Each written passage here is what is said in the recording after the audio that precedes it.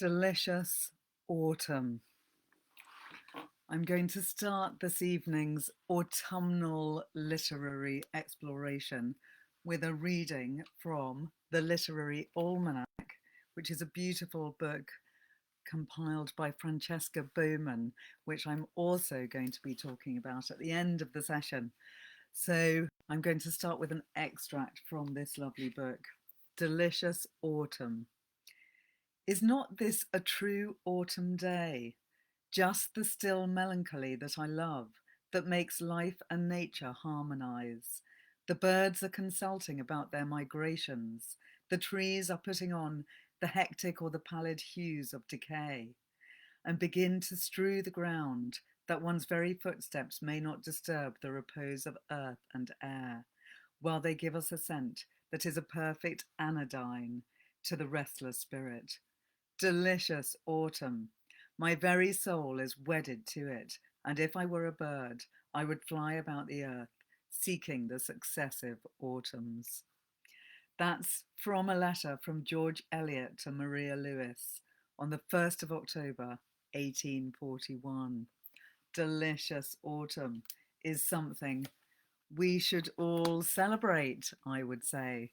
And I hope that people joining me this evening are lovers of autumn. If you're not, I have a lot of fantastic remedies and literary balms that will help you survive this season. And I'm going to be looking at different ways of reading through autumn. Which are the kind of books that are the best to read in autumn? For which reasons?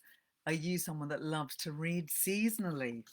And this is what this book is all about. It's reading books that relate to the seasons that you're in.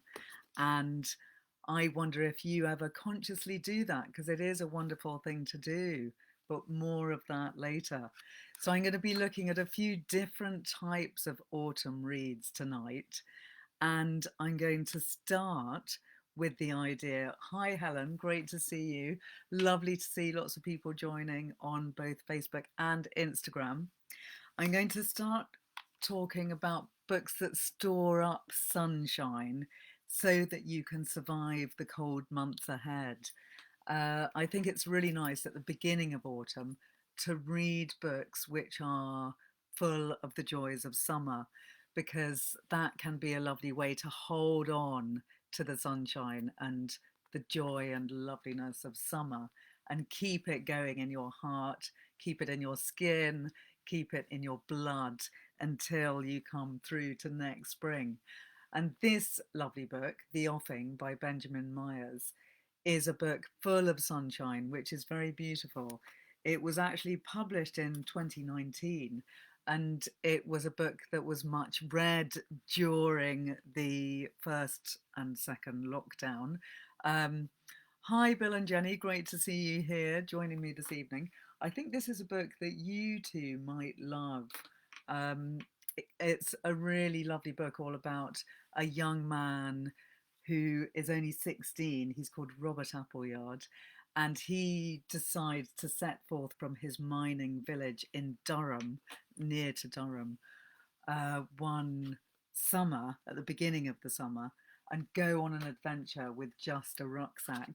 It's very much a kind of Laurie Lee vibe, as I set forth one midsummer morning, because off he goes with only a tiny rucksack, basically no money, and there he goes setting out on new adventures. Layla, great to see you here too. Getting lots of lovely people joining us tonight. So young Robert Appleyard sets forth to really start well, not exactly start a new life, but get away from his very stultified life in the mining village. And he doesn't know where his feet are going to take him, but he's heading vaguely towards Scarborough, and he actually ends up in Robin Hood Bay, where he meets Dulcie Piper, a woman who is 3 times his age. He's only 16, she's 48, and she turns out to be a woman of great poetry and poetic knowledge who completely transforms his life. But you're going to have to read the book in order to find out what happens. It is a book that I utterly recommend. It's a really beautiful read.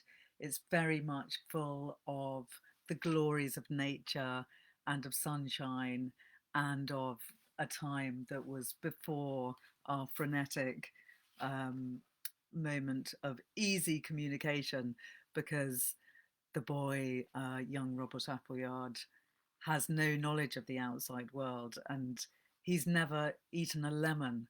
Dulcie Piper gives him nettle tea, and she puts lemon into the nettle tea, and he's never had a lemon. It's a time of great innocence, and he also is given lobster and all sorts of wonderful food that he's never had.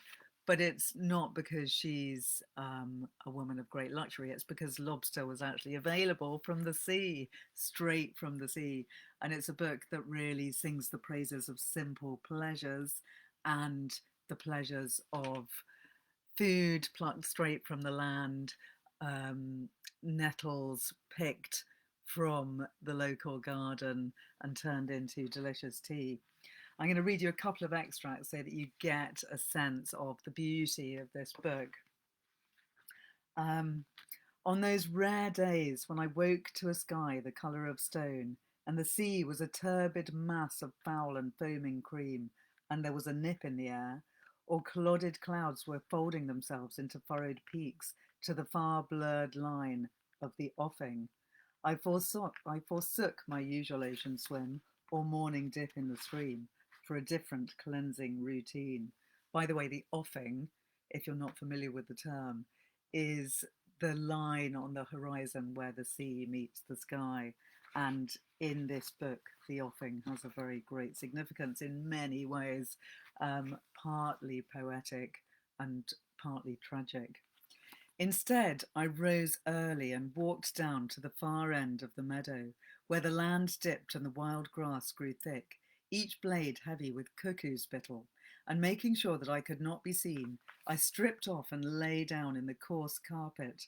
I then rolled this way and that, like a dog, like a baby, making sure that my body was soaked and scratched by the rough grass, pulling out clumps and using them to scrub those parts that needed scrubbing the most. It was an enlivening routine, one that left me feeling prickled, but pristine, as polished as a pearl lifted from an oyster shell. That's a passage which I talked about with my book group this week, and they particularly loved it. And we all fantasized about the idea of going out to roll in the grass and roll in the dew and use the dew as a means of cleansing yourself. I wonder if anyone's ever done that. Who's watching tonight? Tracy, great to see you here. And Colleen, lovely to see you too. Tracy joining us from Florida, I imagine. And Colleen, where are you? Remind me where you are. Anyway, so rolling around in the dew, that is a kind of strange thing to do, but maybe something that you might do when you don't have any other way of cleaning yourself. And young Robert Appleyard goes out with a bar of soap, if he's got one, and bathes in the grass. Once or twice I even bathed there at night, with a bar of soap just as white as the moonlight that illuminated the hollow in which I wriggled and writhed, a feral beast, momentarily relaxed in the safety of his staked territory, a perfectly wild creature at play. At times like this, or when hoeing soil or sanding wood, or just sitting on a bench with my face turned to the sun, I appeared to slip out of the moment so entirely, or conversely, perhaps was so deeply immersed in the here and now, that I forgot who I was. The slate of self was wiped. Gone were all thoughts of past and present, of the stale air of classrooms and of looming exam results, coal boards and pit heads and pension plans, as all worries and concerns were diluted away to nothingness, and I drifted in and out of the sky, brought back into being only when either the sky or my stomach rumbled or birdsong broke the silence. These were lingering states in which I was happy to revel, as night replaced day and day replaced night, and time became not a linear thing, but something more elastic, stretching and contracting at will, 1 minute expanding into a day, 1 week gone in the blink of an eye. Petals unfolded, willow blossom took to the breeze, and hogweed stems grew towering in the shaded dell at the bottom of the meadow, and time itself was measured only by the clock of green growth and marked out by the simple routine of working, eating, and sleeping.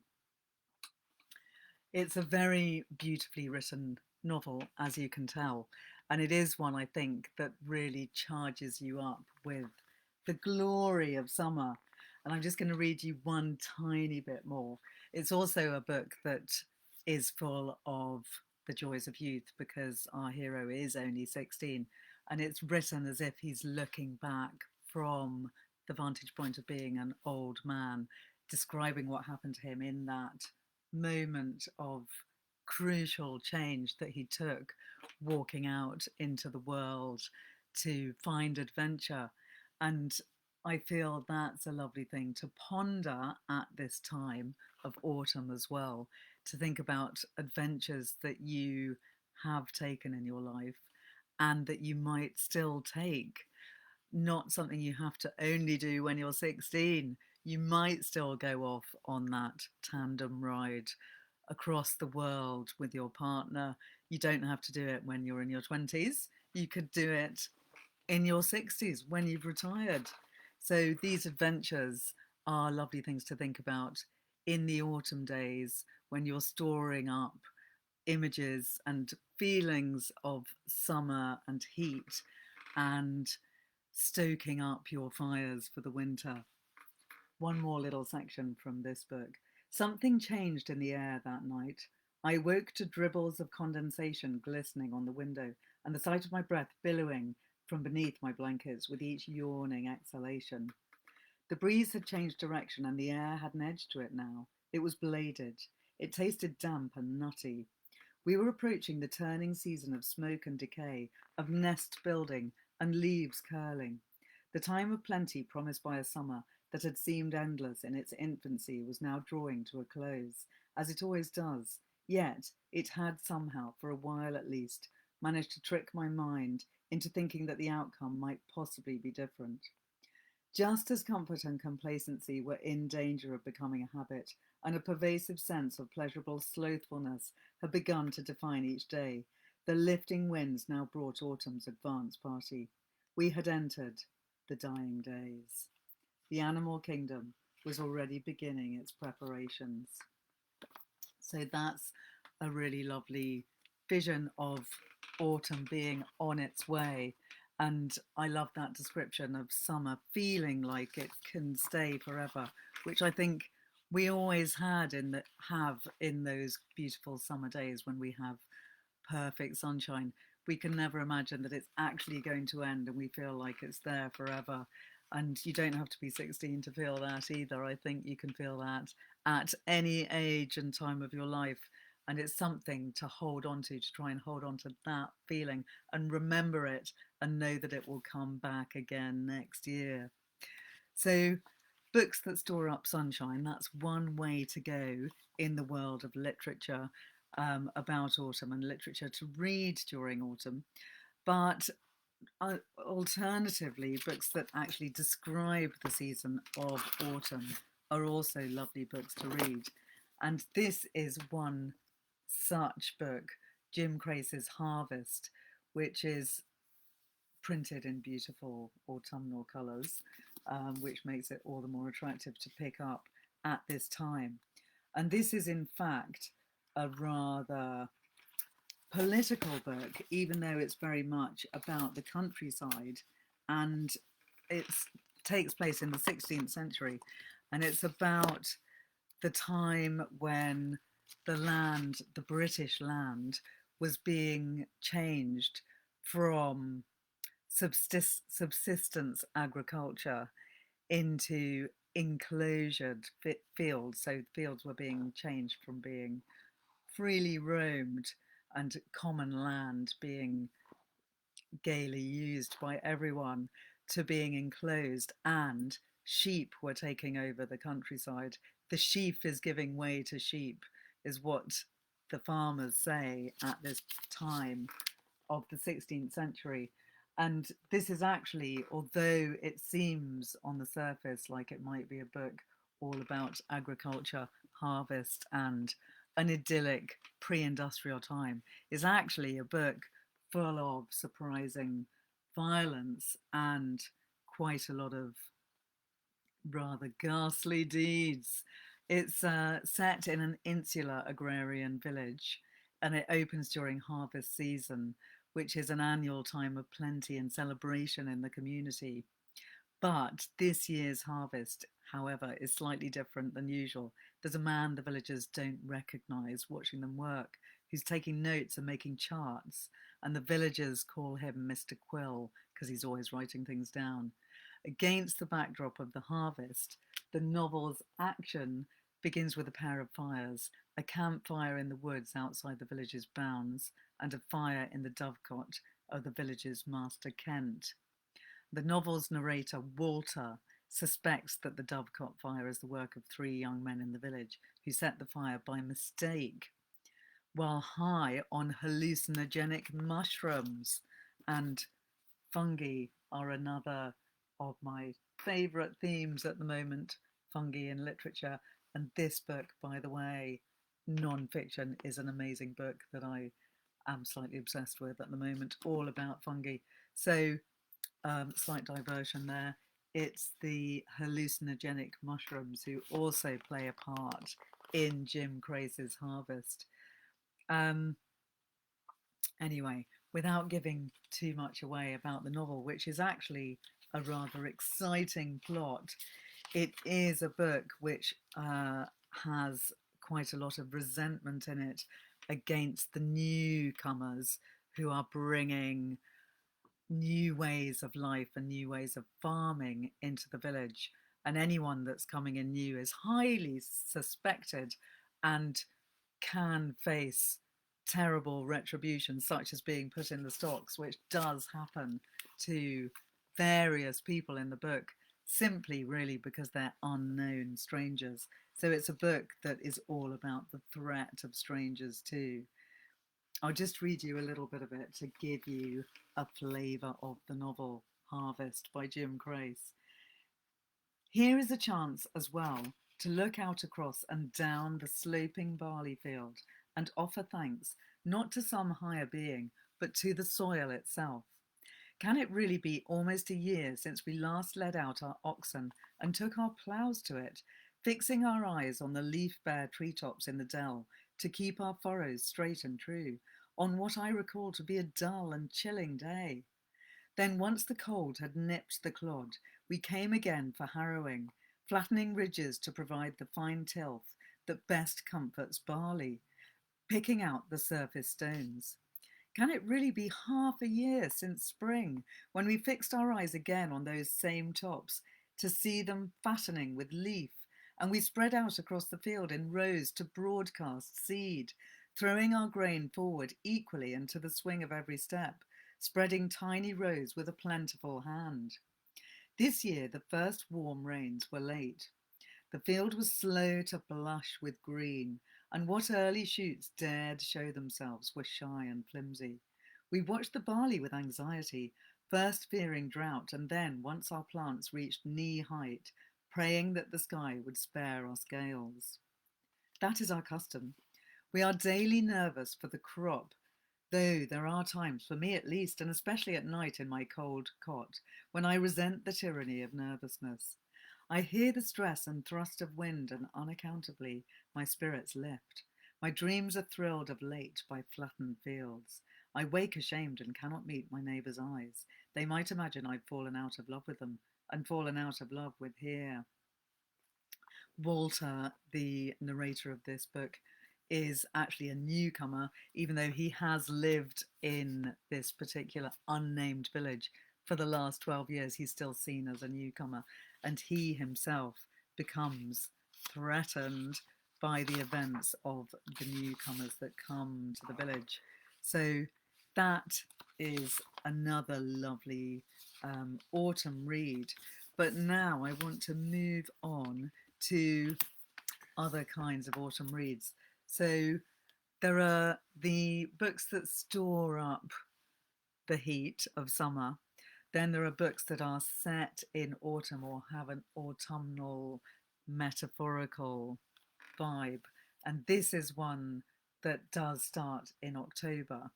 This is called Moonstone, and it's by Sion. In fact, I don't know how to pronounce that, I'm afraid.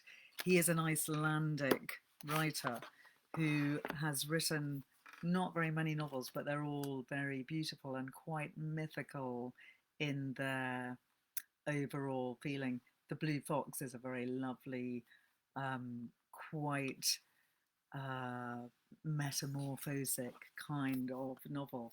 And Moonstone, similarly, has an element of magical realism, and it's very beautifully written. It is translated from the Icelandic, and it's very much endorsed by Bjork. It's translated from the Icelandic by Victoria Cribb, beautifully done. And it's a very strange novel which takes place in 1918 in Reykjavik during the eruptions of the Katla volcano, which darkens the sky night and day. Yet, despite the natural disaster, the shortage of coal and the Great War still raging in the outside world, life in the small capital goes on as always. 16-year-old Manny Stein lives for the movies. Awake, he lives on the fringes of society, but asleep he dreams in pictures, the threads of his own life weaving through the tapestry of the films that he loves. When the Spanish flu epidemic comes ashore, killing hundreds of townspeople and forcing thousands to their sickbeds, the shadows that linger at the edges of existence grow darker, and Manny is forced to re-evaluate both the society around him and his role in it. Now, this is a very evocative book, which in a way is also about Iceland's saga culture meeting the new narrative form of the cinema. So it's about a particular cultural moment in Iceland, as well as being about the particular events when the Spanish flu came to Reykjavik and killed hundreds of people. It is quite a depressing and dark book, it has to be said. It's been described as a slim, simmering masterpiece, vibrant and visceral, briskly paced but meditative, unsettling yet funny and flecked with beauty. It's a pitch-perfect study of transgression, survival, and love, says David Mitchell. There are also oddly comedy scenes, in a way, darkly comic scenes. For instance, when a movie theatre falls silent because all the musicians who are playing at the musical theatre at the time, at the cinema, have succumbed to an outbreak of Spanish flu. It is also a book which is full of surprises, and I won't tell you what happens. The subtitle of the book is The Boy Who Never Was, and there is a reason for that title, which you only discover at the end of the book. I shall read you a short extract from the book so that you have a sense of the writing, but you can also see from the cover the kind of story. It is dark, evocative, beautiful, quite mystical, and really rather magical too. Reykjavik has undergone a transformation. An ominous hush lies over the busiest, most bustling part of town. No hoofbeats, no rattling of cartwheels or rumble of automobiles, no roar of motorcycles or ringing of bicycle bells. No rasp of sawing from the carpenters' workshops or clanging from the forges or slamming of warehouse doors. No gossiping voices or washerwomen on their way to the hot springs. No shouts of dock workers unloading the ships or cries of newspaper hawkers on the main street. No smell of fresh bread from the bakeries or waft of roasting meat from the restaurants. The doors of the shops neither open nor close. No one goes in, no one comes out. No one hurries home from work or goes to work at all. No one says good morning. No one says good night. All sounds rather like lockdown to me. The cathedral bell doesn't toll the quarter hour or even the hours themselves. Though the hands stand at 8 minutes past 3, it's hard to guess whether this refers to day or night. A gloomy pall of cloud shrouds both sun and moon. A deathly quiet reigns in the afternoon, as if it were the darkest hour before dawn, or not quite.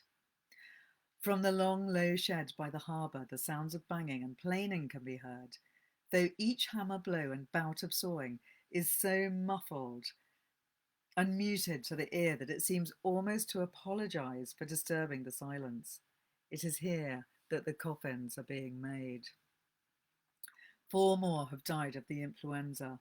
A 35-year-old grocer, a girl in her teens, a woman of 28 and the child she was carrying. And a third of the townspeople have taken to their beds, gravely ill. By the end of the working day, the undertaker has received 5 new orders for coffins, and 2 more will await him at home. So this is a kind of autumnal read, which is metaphorically autumnal because it is talking about death. But it is a really beautiful read, and although it does have moments of sadness, like the one we just heard, it also has a magical beauty, which is very inspiring. So another fantastic autumnal read, which I have been brandishing previously, is Ali Smith's Autumn, which is part of her season series of 4 books.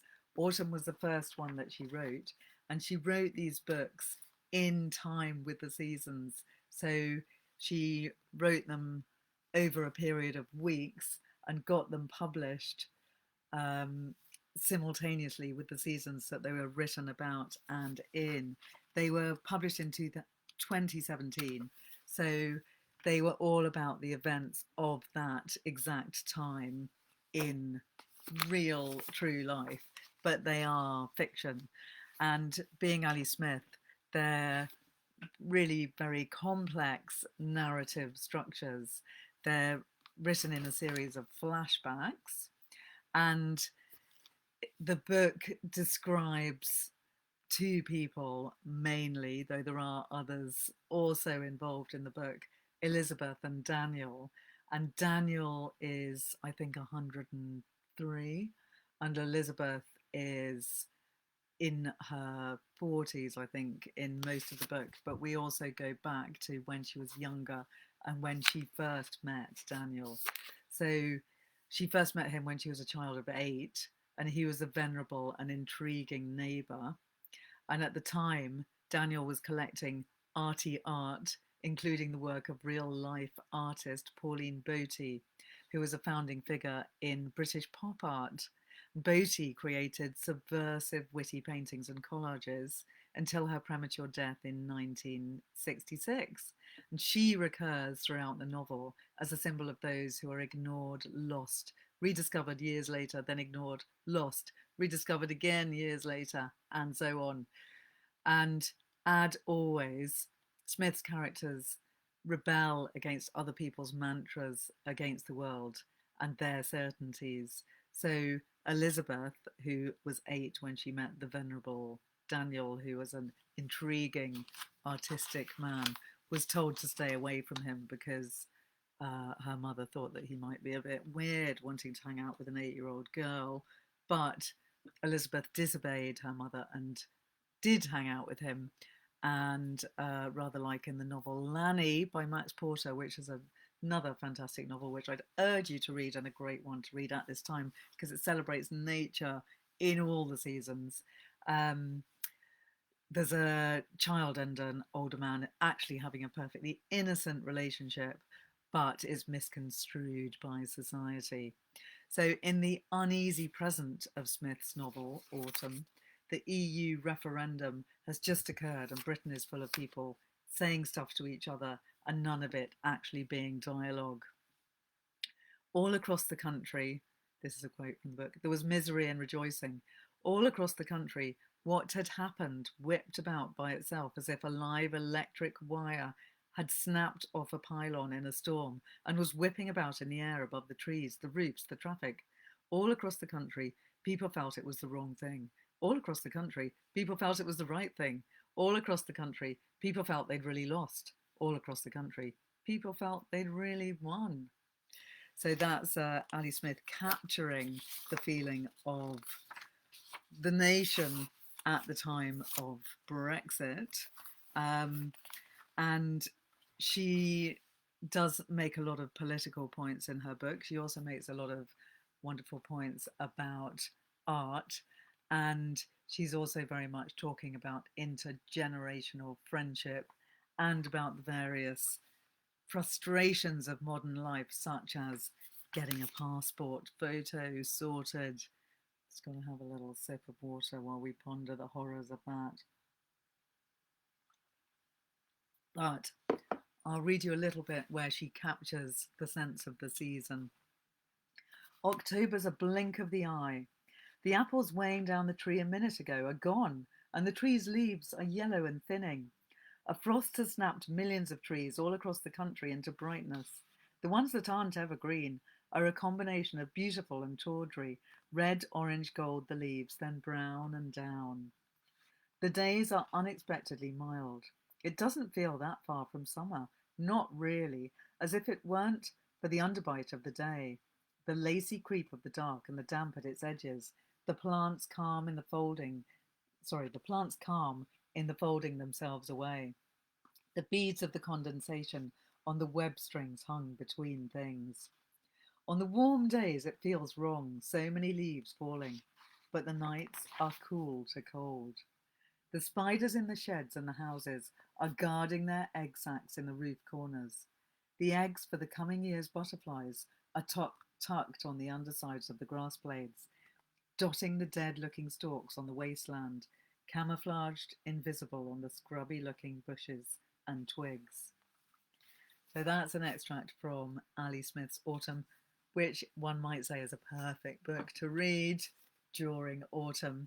And you could then go on to read the other books in the series, which are winter, spring, and summer.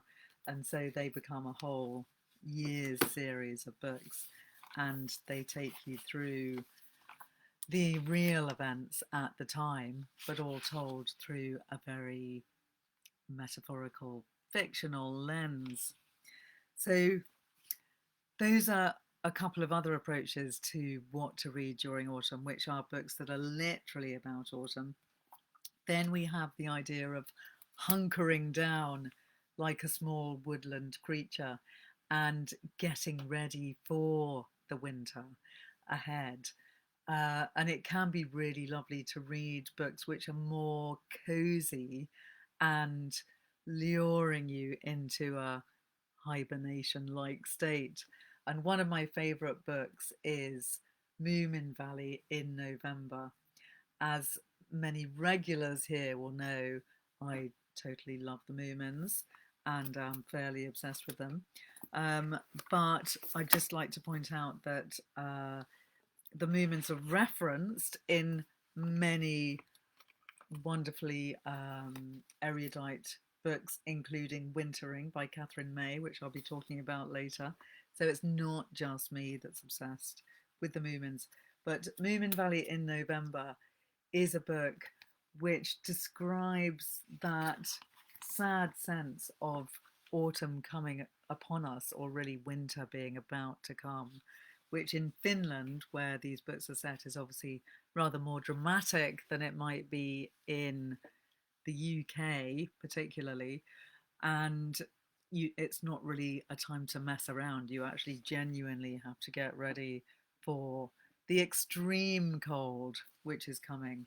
But Tove Janson, being an amazing writer, captures it fantastically. And I'll just read you the introduction, which is by Kay Webb, and she describes the atmosphere of the book really fantastically. The quiet transition from autumn to winter is not a bad time at all. It's nice to gather together everything you possess as close to you as possible, to store up your warmth and your thoughts and burrow into a deep core of safety where you can defend what is your very own and laugh at the storms and darkness outside. But there are those who stay at home and those who go away. And in the particular autumn of this story, There are a lot of people around Moominvalley who feel ill at ease in their own company, people whose thoughts begin to turn towards the relaxed, tolerant warmth of the Moomin family, to feel that they should at least call in on them, or better still, stay there. There is the filly junk, worn out with house cleaning and imagining horrible things, who decides she must go and see Moomin Mama and her nice family. Toft, the cold weather makes him dream of Moomin Mama's round, kindly face, and the Hemulin, who wants an agreeable place to be, where everything will arrange itself and go of its own accord. Yes, Moominvalley is just the place for them, and one by one they arrive to see the Moomins. But the Moomins are not at home, so all the visitors settle down to await their return. And oddly enough, the light from the windows shines just as steady and soft as it always did in the old days. For Moominvalley is Moominvalley still, even without the Moomins in it. So this is, I feel, a really brilliant and unusual book, written ostensibly for children, but I would say definitely for all ages. And it's about all the characters that we've met in many of the other Moomin books who are very much lovers of the Moomin family, because the Moomin family symbolise warmth and happiness to them. And all of these slightly lost characters, such as the Fillyjonk, the Hemulin, and Toft, are drawn magnetically to the Moomin family, and they go to their house in search of them. But the Moomin family are not there. So these characters take up residence in the Moomin house and have to make their own warmth and loveliness and positivity, and they do manage to do it. But it's really a book all about waiting and about not actually getting what you want and missing the people that you really love. And that's something that we can all relate to. I'll read you a little bit of it. I'm sure many of you watching tonight are lovers of the Moomins anyway, and may well be familiar with this story. But every time I read it, I love it more. The first chapter is called Snufkin. Early one morning in Moominvalley, Snufkin woke up in his tent with the feeling that autumn had come and that it was time to break camp. There is Snufkin with his little backpack going off into the unknown. Breaking camp in this way comes with a hop, skip, and a jump. All of a sudden, everything is different. And if you're going to move on, you're careful to make use of every single minute. You pull up your tent pegs and douse the fire quickly before anyone can stop you or start asking questions. You start running, pulling on your rucksack as you go, and finally you're on your way and suddenly quite calm, like a solitary tree with every single leaf completely still. Your camping site is an empty rectangle of bleached grass. Later in the morning, your friends wake up and say, "He's gone away. Autumn's coming." Snufkin padded along calmly. The forest closed around him and it began to rain. The rain fell on his green hat and on his raincoat, which was also green. It pittered and pattered everywhere, and the forest wrapped him in a gentle and exquisite loneliness. There were many valleys along the coast. The mountains rolled down to the sea in long, stately curves, to promontories and bays which cut deep into the wild country. In one of these valleys, a fillyjonk lived all by herself. Snufkin had met many fillyjonks in his time and knew that they had to do things in their own way and according to their own silly rules. But he was never so quiet as when he went past the house of a fillyjonk. Fillyjonk knew that autumn had arrived, and she'd shut herself up inside. Her house looked completely closed and deserted, but she was there, deep, deep inside, behind the high, impenetrable walls and the dense fir trees that hid her windows. The quiet transition from autumn to winter is not a bad time at all. It's a time for protecting and securing things and for making sure you've got in as many supplies as you can. It's nice to gather together everything you possess as close to you as possible, to store up your warmth and your thoughts and burrow yourself into a deep hole inside, a core of safety where you can defend what is important and precious and your very own. Then the cold and the storms and the darkness can do their worst. They can grope their way up the walls looking for a way in, but they won't find one. Everything is shut, and you sit inside laughing in your warmth and your solitude, for you have had foresight. I wonder if you have had foresight. Have you battened down your hatches and got ready for the winter and crawled into a hole where you can be warm and cozy? There are those who stay at home and those who go away, and it has always been so. Everyone can choose for himself, but he must choose while there's still time and never change his mind. So this is a book in which some people do change their mind and they do leave their cozy homes and go off in search of the warmth and comfort of the Moomin house, and they don't realise what will happen if they get there, and the Moomins are not there. So that's what makes the book a beautiful and wonderful one. It's full of gorgeous illustrations, typical of the Moomin books. So that's one I deeply recommend. So many more books to talk about. I'm now going to talk to you a little bit about this wonderful book of poetry, Thinking with Trees, by Jason Allen Paisant, who grew up in a village in central Jamaica where trees were all around. He says, "We often went to the yam ground, my grandmother's cultivation plot. When I think of my childhood, I see myself entering a deep woodland with cedars and logwood all around. The muscular guango trees were like beings among whom we lived." Now he lives in Leeds, near a forest where he goes walking. Here, trees represent an alternative space, a refuge from an ultra-consumerist culture. And even as they help him recover his connections with nature, these poems are inevitably political. So I would say these are great poems to read during autumn, because they're the ruminations of the poet Jason Allen Paisant as he walks through the woods, which must be very close to where he lives in Leeds. And I love the way he's seeing these trees and these woods through the eyes of an outsider, but also he knows them very intimately because he clearly walks among them every day, and he makes you look at trees and nature in a whole new way. And I think hopefully if I read you a little bit of it, you'll get an idea of the loveliness of these poems, which are very thought-provoking. And I think autumn is a great time to sit down and discover some new poetry, maybe try and read it aloud with a friend, share it with a partner, and ponder it, because with poetry I do find that you almost never get it on the first reading. You need to keep going back to it, rereading it, and it will become more beautiful every time you read it. This poem is called Naming, and by the way, the poems in this book also do all relate to each other, so they are all the better if you read them consecutively. In the wood, I hear the beautiful call of bird I do not know. I wish I knew the names of birds and could identify them by their songs.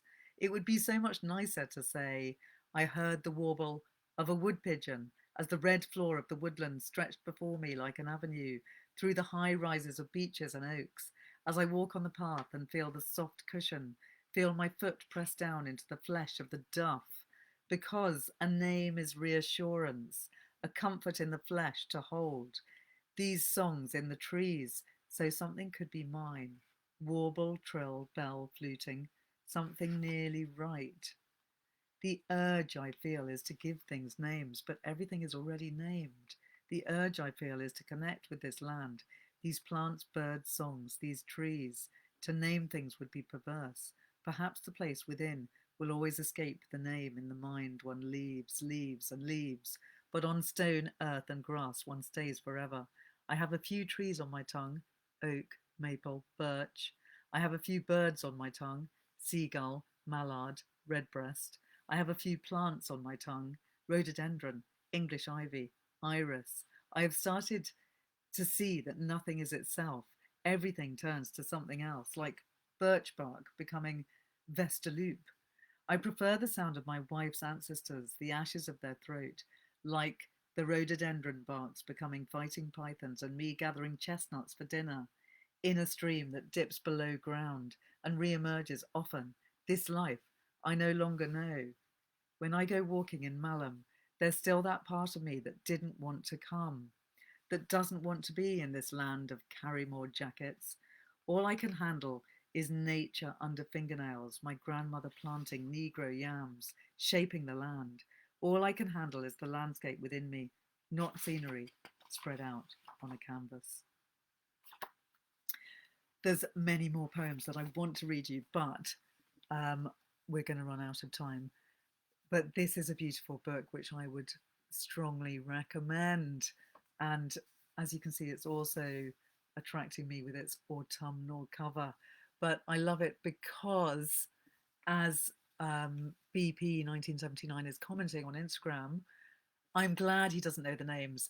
There's a feeling of innocence. I'm reading what BP has said, just admiring for admiring's sake, not an expert, just coming across a lovely snapshot of nature. So true, and that's why I love them. There is a sense of innocence and a sense of being an outsider, discovering something for the first time. And also there's the sense of overlaying your current experience with the experience of your childhood. So this author, Jason Allen Paisant, has a Caribbean background, and he's remembering the trees of his childhood while walking through the Forest of Leaves. So that's a really fantastic collection of poetry, which I would recommend you to read now. And then I want to move on to this beautiful book, Wintering, by Katherine May, which is a memoir and a description of her own discovery of wintering, in the sense of hunkering down in a way to repair herself when she realized that she was ill and needed time to withdraw from the world and to, in a way, begin again, a bit like an animal that hibernates in a small burrow, or a creature withdrawing into a chrysalis to regrow itself. It's been described as an intimate, revelatory book, exploring the ways that we can care for and repair ourselves when life knocks us down. In the book, Katherine May describes first her husband having a really horrible experience with appendicitis, and she throws you in right at the beginning of the book with this very dramatic first chapter when her husband is going through an absolutely hideous experience, being rushed to hospital. And then soon after, Katherine herself has a very profound sense of illness, and she gets signed off work, and she then spends several months off work. And the book does go from October, actually I think it starts in September, in an Indian summer. That's the prologue, when we hear about her husband having his appendicitis. And it then goes through the months of winter. So we very much live through the winter with her.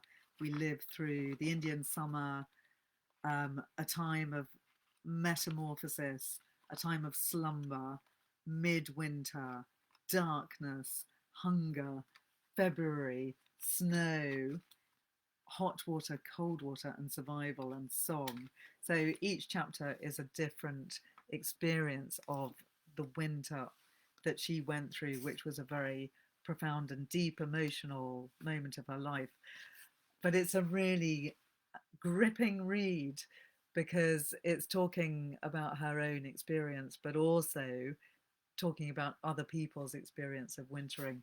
So she cites, for instance, a Finnish friend of hers who has a far more serious experience of winter than we English do. And I want to read you that little bit of the book to give you a sense of how she feels about winter. And obviously I have a particular interest in Finns because of my love for the Moomins, and because I have Finns in the family and also lived in Finland for a while myself. Um, Here we go. She's talking about preserving things and the importance of preserving things, and how she wants to preserve things in alcohol, and make liqueurs of quinces and make jams and so on. And she's made this kind of Spanish jelly as a way of preserving things. When it's set, I slice it and take a parcel of it to my friend Hannah, Malene and Scott, hoping she'll be impressed. Hannah is Finnish and another innate pickler. She is intimate with winter. It's in her blood. She rarely misses an opportunity to contrast her Nordic hardiness with our pitiable English frailty. I tell her about my desire to prepare for a wintering. My mother has a word for what you're doing, she says. Talvitalat. I think talvitelat. It doesn't quite have an English equivalent, but it roughly translates as being stowed away for winter. We used to use it when we put all the summer clothes away and got the winter ones out. It was always a good moment to see them again, like having new clothes twice a year. I wonder if any of you do that. Do you put your clothes away for the summer and get your winter clothes out? Do you actually do it like that, I say? I mean, you don't just throw on an extra jumper over your normal clothes.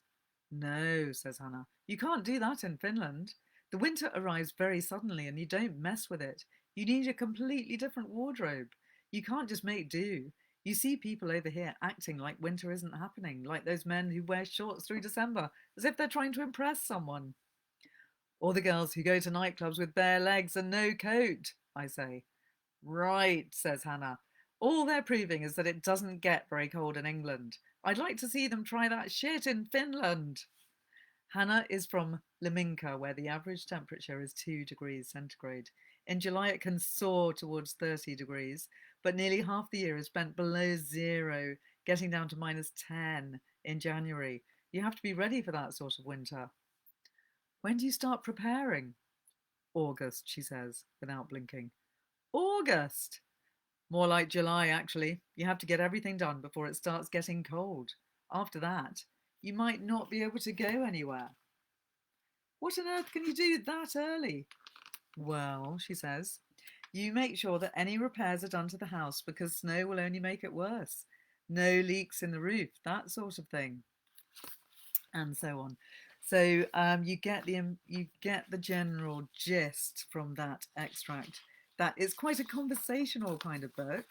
It's a book that is all about her own experience of depression and sadness and illness, really, and also of wintering. There's also a great chapter on cold swimming, which is incredibly encouraging in terms of making you want to get out there into the cold water, which I know lots of you listeners are keen cold swimmers, particularly the English ones. Megan, I know you're a big cold swimmer. And I'm just going to read you a tiny bit, which is about the cold swimming, which is towards the end of the book. She's talking about how she's managed to stay in for 10 minutes straight, astonished at how quickly I have adapted. We bob side by side in the grey water and fall into the pattern that we've already established of joyous stream of consciousness chatter. To an outsider, we must look as high as a pair of kites, trilling at the wonder of the cold. This is wonderful, we say. This is amazing. We're completely enchanted by our own bravery, by the way that we've stepped out of the everyday world and into this alternative space.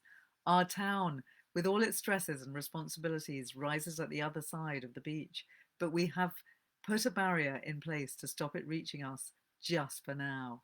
Nobody could get us here. Nobody would dare.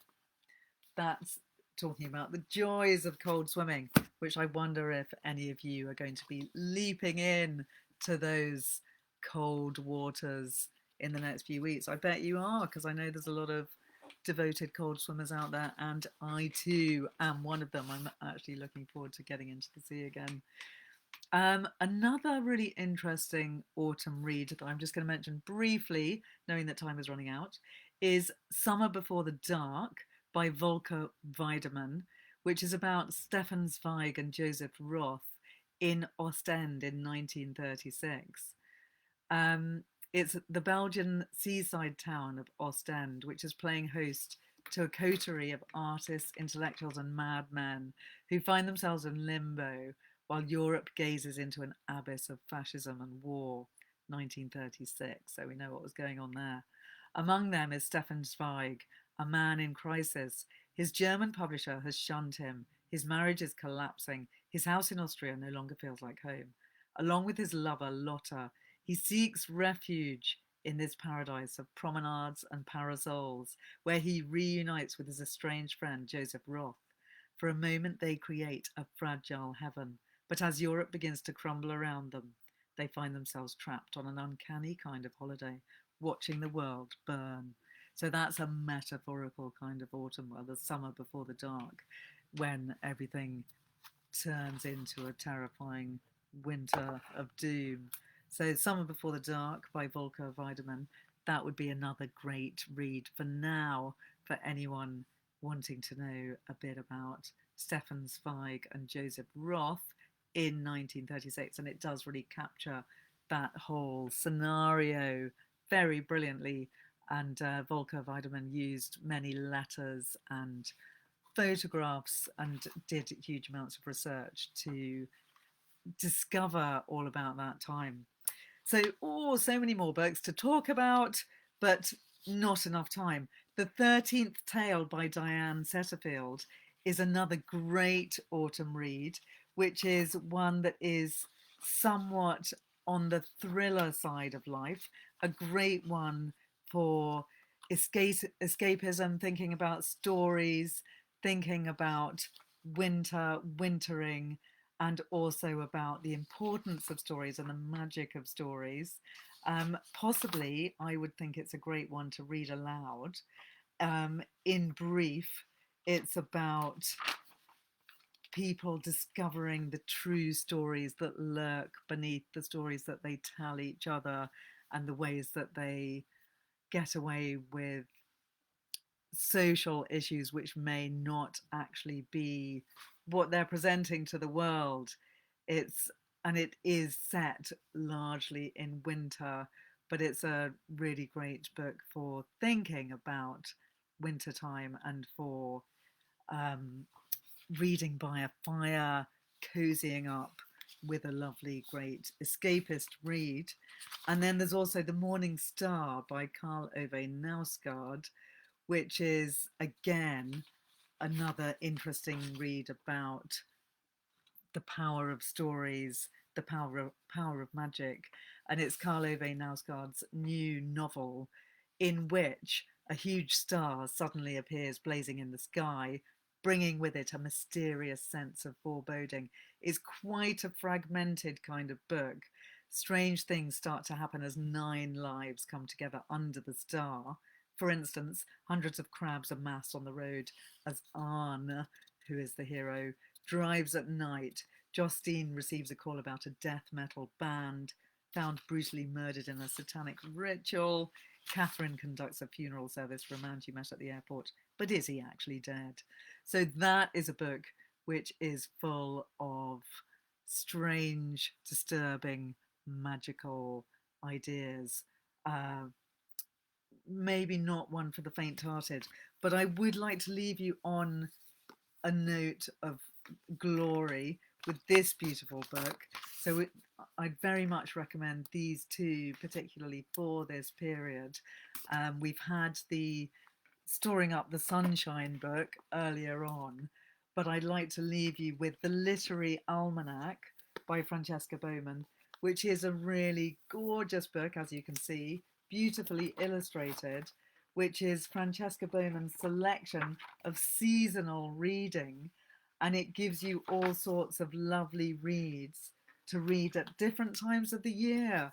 And it's just perfect. It's got all sorts of really thought-provoking reads in it, and books, as I was mentioning, books that make you store up the summer to keep you warm over the winter, to get the summer beating through your veins and through your blood over the next few months.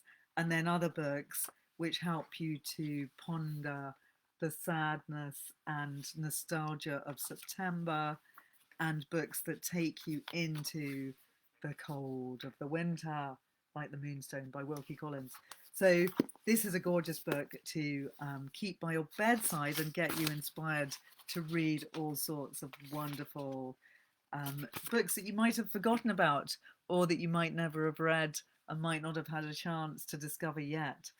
So on that lovely note, I do urge you to all try and get this book if you can, because it's really gorgeous. I will come to an end. Next month on this Damien Barr's Literary Salon session, I'm going to be looking at celebrations in literature, which is going to be a really fun one. That will be on December the 15th. And on my own Instagram next week, next Wednesday night, I'm going to look more deeply into the idea of seasonal reading, because I think that that's a really wonderful concept and great idea to think about, which I have thought about in a bibliotherapy guise. And I would love to share lots of ideas about seasonal reading with you, how you can make the most out of seasonal reading. And you don't have to put autumn leaves in your hair, but that could be one way of enjoying your seasonal reading. So thanks so much for joining me tonight. I will see you again here in a month's time and on my Facebook and Instagram page next Wednesday night. See you soon and enjoy the last few moments of autumn over the next few weeks. I hope that wherever you are, you're having lots of colourful leaves falling around you. Or if you're in a place without an autumn, then I think you could read about it instead in all the books that I've just been talking about. So see you soon. Good night.